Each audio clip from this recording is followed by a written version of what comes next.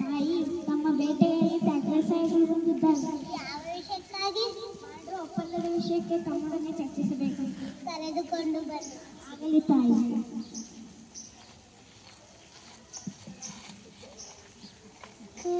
ಬಂದ ವಿಷಯ ಕೇಳುವುದಕ್ಕೆ ಕಪ್ಪ. ಹೌದು, ಮಾಡ್ರ ಸಾಹೇಬರ ಒಪ್ಪಂದದ ಪ್ರಕಾರ ನೀವು ಕಪ್ಪ ಕೊಡಲೇಬೇಕು. ಕಬ್ಬು ತಿನ್ನಲು ಬಿಟ್ಟ ಕಪ್ಪಿಗೆ ಕೂಲಿ ಕೊಡಬೇಕೆ? ಮೋಡ ಮಳೆ ಸುರಿಸುತ್ತದೆ, ಭೂಮಿ ಬೆಳೆ ಬೆಳೆಯುತ್ತದೆ. ನೀವು ನಮ್ಮವರ ಜೊತೆ ಹುಟ್ಟಿದ್ದೀರಾ, ಬಿತ್ತಿದ್ದೀರಾ, ನೀರಾಕಿ ಬೆಳೆ ಬೆಳೆಸಿದ್ದೀರಾ, ದಣಿದವರಿಗೆ ಅಂಬಲಿ ಕಾಸಿ ಕೊಟ್ಟಿದ್ದೀರಾ. ನಿಮಗೆ ಹೇಗೆ ಕೊಡಬೇಕು ಕಪ್ಪ? ನೀವೇನು ನಮ್ಮ ಅಣ್ಣ ತಮ್ಮಂದಿರ, ಬಂಧುಗಳ, ಸ್ನೇಹಿತರ, ದಯಾದಿಗಳ ಮಿತ್ರರ, ನಿಮಗೆ ಹೇಗೆ ಕೊಡಬೇಕು ಕಪ್ಪ? ಚೆನ್ನಮ್ಮ ರಾಣಿ ಕಪ್ಪ ಕೊಡಲೇಬೇಕು. ಸಾಯಬೇಡ, ಕುಳಿತುಕೋ. ಇಂಥ ಕಷ್ಟದಲ್ಲಿ ಇಷ್ಟೊಂದು ದೊಡ್ಡ ದರ್ಪವೇ? ಹೌದು, ನಮ್ಮ ಕನ್ನಡಿಗರ ಹುಟ್ಟು ಗುಣವೇ ಹೀಗೆ. ಹಾಗೆ ಜಂಬ ಕಚ್ಚಿಕೊಂಡು ಮೈಸೂರು ಮಣ್ಣು ಪಾಲಾಯಿತು. ಅದು ನಿಮ್ಮ ವೀರತ್ವದಿಂದಲ್ಲ, ವಂಚನೆಯಿಂದ. ಮೈಸೂರು ಹಾಳು ಮಾಡಲು ಮರಾಠರನ್ನು, ಮರಾಠರನ್ನು ಹಾಳು ಮಾಡಲು ಮತ್ತೊಬ್ಬರನ್ನು ಎತ್ತಿ ಕಟ್ಟುತ್ತಾ ಇಡೀ ಹಿಂದೂ ದೇಶವನ್ನೇ ನುಂಗಿ ಹಾಕಲು ಬಂದಿರೋ ನರಿಜಾತಿಯ ವಂಚಕರಲ್ಲವೇ ನೀವು?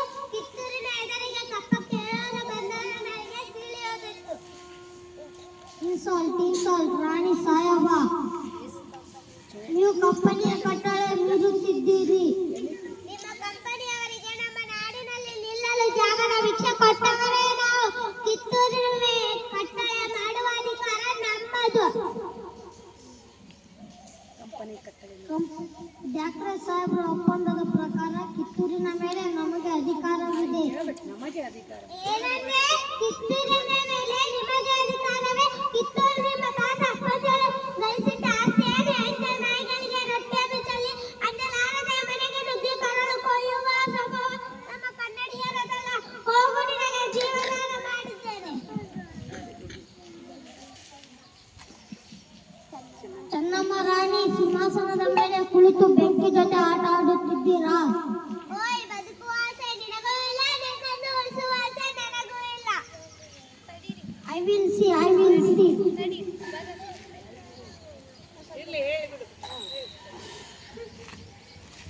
ಕಿತ್ತೂರಿನ ಕಟ್ಟಡ ಕಲಿಗಳ ಶತ್ರು ಸೈನ್ಯದ ಮೇಲೆ ಮುನ್ನುಗ್ಗಿ ಚೆನ್ನಮ್ಮ ಅವರ ಶಿರಗಳನ್ನು ಚಂಡಮಾರುತದಂತೆ ಚೆಂಡಾಡಿ ಸತ್ತರೆ ವೀರಶೂರ, ಬದುಕಿದರೆ ಸ್ವಾತಂತ್ರ್ಯ.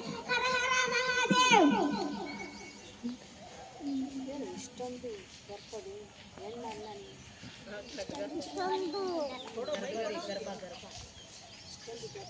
ಇಷ್ಟೊಂದು ದರ್ಪವೇ? ನೀನು ಹೆಣ್ಣಲ್ಲ.